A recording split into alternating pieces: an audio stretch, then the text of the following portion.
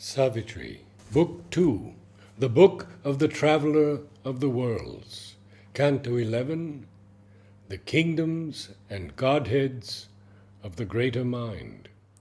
A memory steals in from lost heavens of truth. A wide release comes near. A glory calls. A might looks out. An estranged felicity. In glamorous passages of half-veiled light, wandering, a brilliant shadow of itself, this quick, uncertain leader of blind gods, this tender of small lamps, this minister serf, hired by a mind and body for earth use, forgets its work mid crude realities. It recovers its renounced imperial right. It wears once more a purple robe of thought and knows itself the ideal's seer and king, communicant and prophet of the unborn, heir to delight and immortality. All things are real, that here are only dreams. In our unknown depths sleeps their reserve of truth. On our unreached heights they reign and come to us in thought and muse, trailing their robes of light.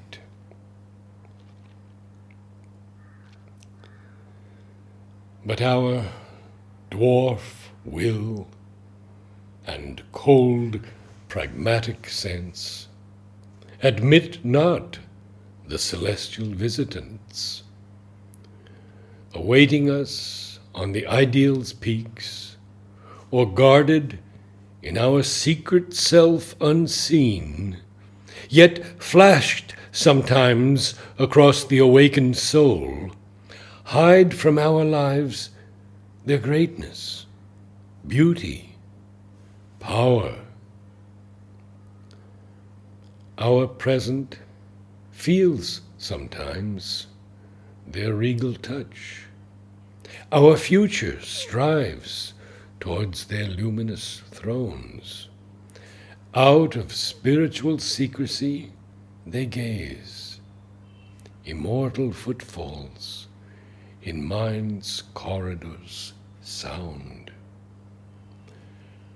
Our souls can climb into the shining plains. The breadths from which they came can be our home. His privilege regained of shadowless sight, the thinker entered the immortal's air and drank again his pure and mighty source. Immutable in rhythmic calm and joy, he saw, sovereignly free in limitless light, the unfallen plains, the thought-created worlds, where knowledge is the leader of the act, and matter is of thinking substance made, feeling a heaven bird poised on dreaming wings, answers truth's call as to a parent's voice. Form, luminous, leaps from the all-shaping beam, and will is a conscious chariot of the gods, and life, a splendor stream of musing force, carries the voices of the mystic sons. A happiness it brings of whispered truth. There runs in its flow, honeying the bosom of space, a laughter from the immortal heart of bliss, and the unfathomed joy of timelessness. The sound of wisdom's murmur in the unknown, and the breath of an unseen infinity. In gleaming clarities of amethyst air, the chainless and omnipotent spirit of mind brooded on the blue lotus of the idea. A gold, supernal sun of timeless truth poured down the mystery of the eternal ray through a silence quivering with the word of light on an endless ocean of discovery. Far off, he saw the joining hemispheres. On meditation's mounting edge of trance, great stairs of thought climbed up to unborn heights, where time's last ridges touch eternity's skies, and nature speaks to the spirit's absolute. A triple realm of ordered thought came first. A small beginning of immense ascent. Above were bright, ethereal skies of mind, a packed and endless soar, as if sky pressed sky, buttressed against the void on bastioned light. The highest strove to neighbor eternity, the largest widened into the infinite. But though immortal, mighty, and divine, the first realms were close and kin to human mind.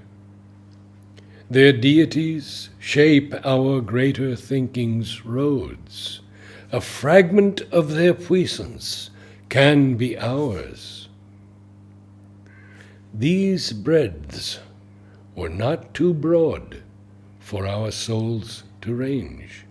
These heights were not too high for human hope. A triple flight led to this triple world. Although abrupt for common strains to tread, its upward slope looks down on our earth poise, on a slant not too precipitously steep. One could turn back, traveling deep descending lines, to commune with the mortal's universe. The mighty wardens of the ascending stair, who intercede with the all-creating Word, there waited for the pilgrim heaven-bound soul. Holding the 1,000 keys of the beyond, they proffered their knowledge to the climbing mind and filled the life with thought's immensities.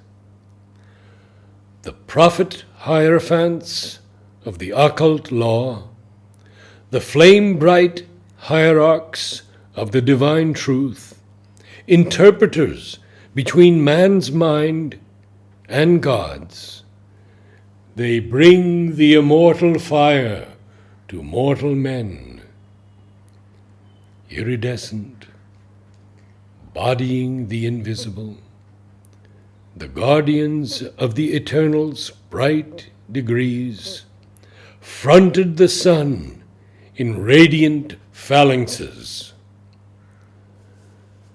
Afar they seemed a symbol imagery, illumined originals of the shadowy script in which our sight transcribes the ideal ray, or icons figuring a mystic truth, but nearer, gods and living presences.